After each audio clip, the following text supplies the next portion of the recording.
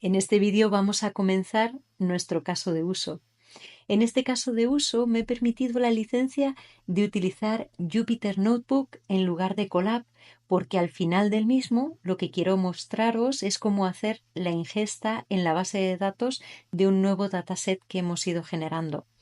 Eso no lo puedo hacer desde Colab porque Colab, como hemos visto, es online y la base de datos en la que vamos a hacer la ingesta es una base de datos que yo tengo en mi local, en mi ordenador, y por directrices de seguridad y de cómo se entienden uno y otro sistema, no me es posible mostraros esta ingesta desde el propio Colab.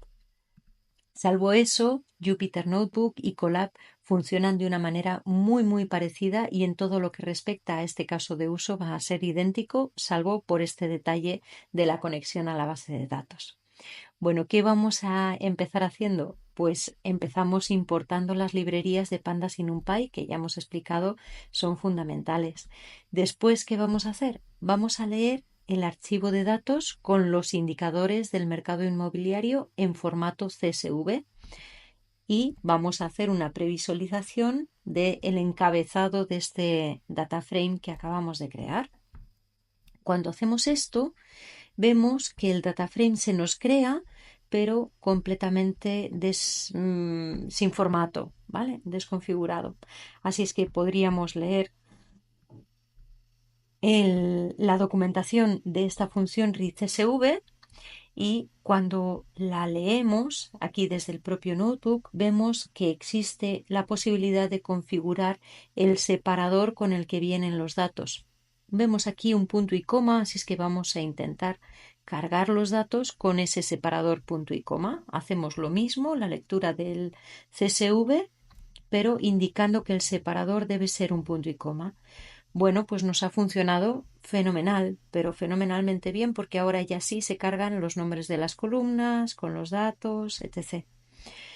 Vamos a hacer una exploración del dataframe mediante un df.info. Vemos que tenemos 9 columnas y 178 filas. Todas las columnas son de tipo object y esto ya de entrada pues choca porque hemos visto que hay muchas que son de tipo numérico. ¿Qué es lo que está pasando aquí? Pues que no es capaz de reconocer este tipo numérico porque resulta que tiene una coma, ¿vale? En los decimales y Python no detecta las comas como decimales, detecta los puntos. Así es que eso también lo vamos a tener que configurar en la ingesta de nuestros datos. No pasa nada. Pandas está súper preparado para recibir datos de muchos formatos, ¿vale? Así es que lo único que tenemos que hacer es que además de indicarle el separador, le vamos a indicar que el decimal, la coma decimal, es efectivamente una coma y no un punto. Repetimos la operación y ahora ya sí, ahora ya se nos cargan los datos con sus puntos, ¿vale? Todos ellos. Y si hacemos el df.info, vemos que la mayor parte de las columnas están en formato float. Formato float es el formato decimal, ¿vale? El formato con punto. Pues fantástico.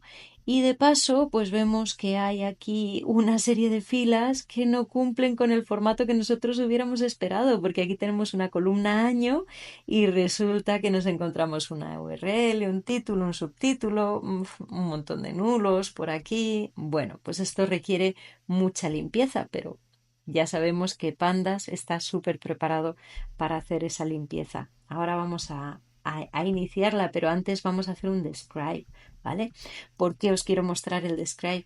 Porque con el df.describe podemos ver los estadísticos de las columnas que son numéricas, ¿vale? Bueno, también podríamos ver de las otras si se lo pidiéramos, pero en principio si no le especificamos nada, pues nos muestra los estadísticos de las columnas que son numéricas, ¿vale?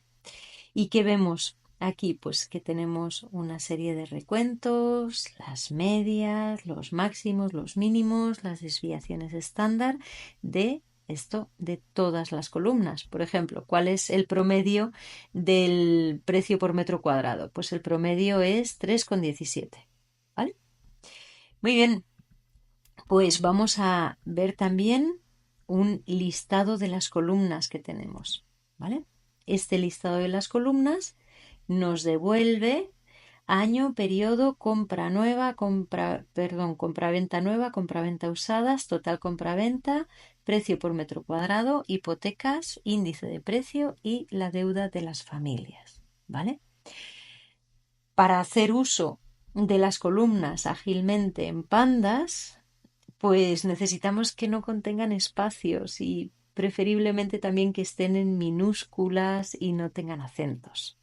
Así es que vamos a hacer un renombrado de las columnas. Esto lo vamos a hacer mediante un df rename, en donde vamos a tomar las columnas y les vamos a pasar una función lambda, una función anónima que nos permite operar directamente sobre los datos. ¿Y qué le vamos a pedir a esta función lambda? Pues que nos tome de los nombres de las columnas, pues cada uno de ellos nos reemplace los espacios por guiones bajos, que nos los ponga todo en minúscula y que nos reemplace también esa I con acento por una I sin acento. Y todo esto que nos lo haga en el sitio, ¿vale?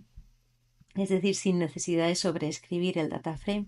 Ejecutamos esto y voilà, ya lo tenemos, todos nuestros nombres de columna sin espacios, en minúsculas y sin acentos. Esto es fundamental para nuestro trabajo porque luego lo vamos a usar una y otra vez. Por ejemplo, si yo quiero calcular los valores únicos de la columna año, pues voy a hacer df.año.unique y el no tener espacios o mayúsculas me va a facilitar un montonazo. Pero bueno, nos queda mucho por limpiar aquí, ¿verdad? Ya habíamos visto que esto de aquí pues no cumple el formato de año y que además tenemos un montonazo de nulos. Y además, si revisamos la información que nos da df.info, vemos también que tenemos una serie de columnas que tienen un montón de nulos, como por ejemplo índice precio, ¿vale? Aquí en null count nos da el recuento de no nulos. Vemos que año tiene nulos pero poquitos, periodo también tiene nulos pero poquitos y el resto pues tienen bastantes nulos. Bueno, vamos a proceder a la limpieza y en función de lo que vayamos viendo revisamos este tema de los nulos. Esto ya lo vamos a hacer en el siguiente vídeo.